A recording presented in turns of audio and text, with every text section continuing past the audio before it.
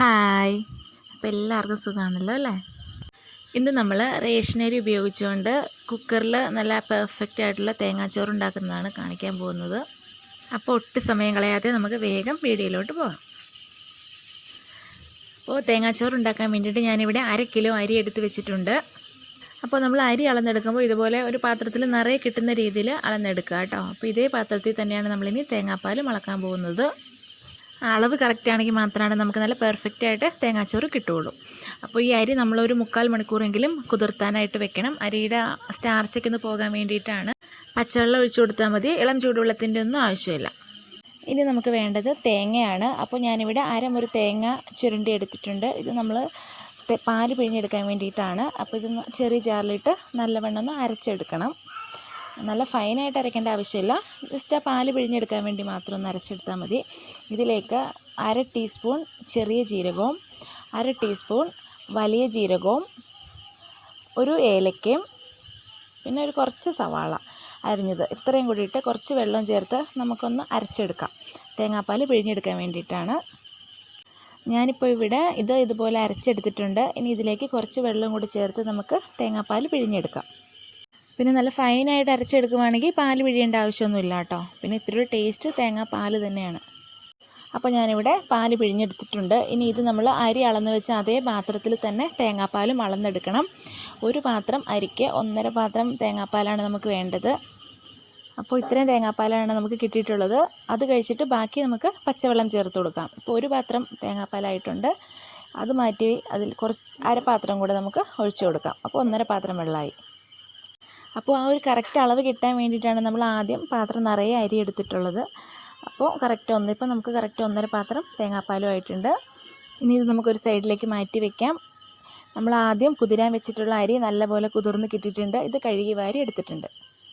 ഇനി നമുക്ക് റെഡിയാക്കി തുടങ്ങാം. ചൂടായ ഒരു കുക്കറിലേക്ക് കുറച്ച് ഓയിൽ ഒഴിച്ച് കൊടുക്കുന്നുണ്ട്. അതിലേക്ക് കുറച്ച് കറിവേപ്പില ഇടുന്നുണ്ട്. പിന്നെ ഒരു പട്ട, തക്കോലം, പിന്നെ ഒരു ബേ ലീവ്സ് ഇത്ര ഇട്ട് കൊടുക്കുന്നുണ്ട്. പിന്നെ ഒരു ചെറുതായിട്ട് അരിഞ്ഞ സവാള കൈവച്ച് നല്ലവണ്ണം തിരുമിയിട്ട് അതും എണ്ണയിലേക്ക് ഇട്ട് കൊടുക്കുന്നുണ്ട്. സവാള ഒത്തിരി ബ്രൗൺ കളറായി വരേണ്ട ആവശ്യമൊന്നുമില്ല, ചെറുതായിട്ടൊന്ന് മൂത്ത് വന്നാൽ മതി. അപ്പോഴേക്ക് നമുക്കതിലേക്ക് 1/2 ടീസ്പൂൺ ഗരം മസാല പൊടിയും 1/4 ടീസ്പൂൺ മഞ്ഞൾപ്പൊടിയും ചേർത്ത് കൊടുക്കാം. മഞ്ഞൾപ്പൊടിയുടെ പച്ചമണം ഒന്ന് മാറുന്നവരെ ഒന്ന് ഇളക്കി കൊടുക്കുക. ഇനി ഇതിലേക്ക് നമ്മൾ കഴുകി വാരി വെള്ളം കളഞ്ഞ് വെച്ചിട്ടുള്ള അരി ഒട്ടും കളയാതെ കുക്കറിലേക്ക് ഇട്ട് കൊടുക്കാം.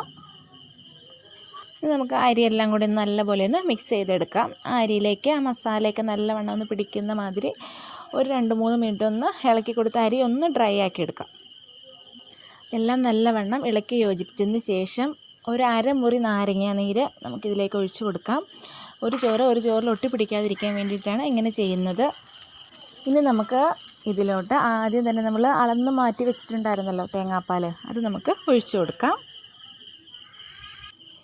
ഇനി നമുക്ക് പാകത്തിനുള്ള ഉപ്പും ചേർത്ത് അടച്ച് വെച്ച് വേവിക്കാം. അപ്പോൾ ഉപ്പ് ചേർക്കുമ്പോൾ നമ്മൾ ഈ ടൈമിൽ തന്നെ അതിൻ്റെ ടേസ്റ്റ് നോക്കണം. ഉപ്പ് കുറവാണെങ്കിൽ ഈ ടൈമിൽ തന്നെ ചേർക്കണം. വെന്ത് കഴിഞ്ഞാൽ പിന്നെ നമുക്ക് ഉപ്പ് ചേർത്ത് കൊടുക്കാൻ പറ്റില്ലല്ലോ. അപ്പോൾ ഉപ്പിൻ്റെ ടേസ്റ്റ് നോക്കുമ്പോൾ തേങ്ങാപ്പാലിൽ ഉപ്പ് ഇത്തിരി മുമ്പിലുണ്ടെങ്കിൽ മാത്രമാണ് വെന്ത് വരുമ്പോൾ ചോറിൽ പാകത്തിന് ഉപ്പ് ഉണ്ടാവുള്ളൂ. ഇനി നമുക്കിത് അടച്ച് വെച്ച് വേവിക്കാം. ലോ ഫ്ലെയിമിൽ ഒറ്റ വിസിൽ വന്നവരെ മതിയാവും കേട്ടോ. ഇപ്പോൾ ഏകദേശം 20 മിനിറ്റ് കഴിഞ്ഞിട്ടുണ്ട്. എയറൊക്കെ നല്ലപോലെ പോയിട്ടുണ്ട് കുക്കറിൻ്റെ. ഇനി നമുക്കിതൊന്ന് ഓപ്പൺ ചെയ്ത് നോക്കാം.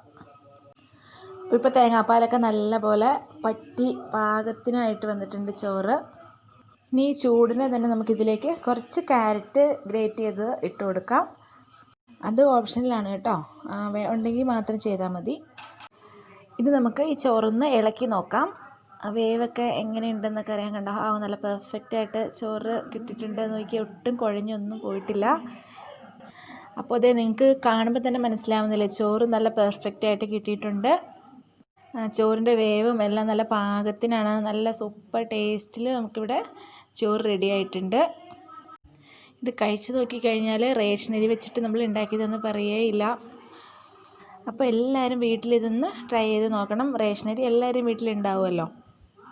അപ്പോൾ നമുക്ക് ഇൻഷാ അല്ലാഹ് വീണ്ടും കാണാം. Thank you.